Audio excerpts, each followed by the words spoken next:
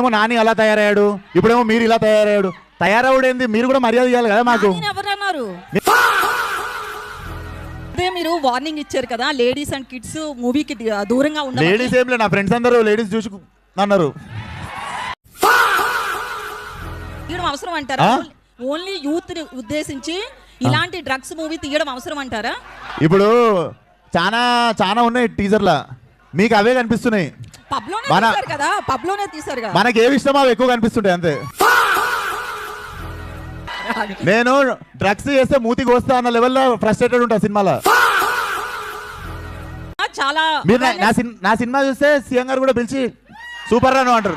Next Nandi award మీకే. అయితే ఇంతమంది క్రౌడ్ ని పిలుస్తున్నారు కదా ఈవెంట్ మేనేజ్మెంట్, అంటే సీటింగ్ కెపాసిటీ స్క్రీన్ లో ఎంత ఉందనేది ముందే మేనేజ్మెంట్ తెలుసు. ఆ థియేటర్ వాళ్ళు పట్టించుకుంటారు, మీకు ఎందుకు అంత స్ట్రెస్?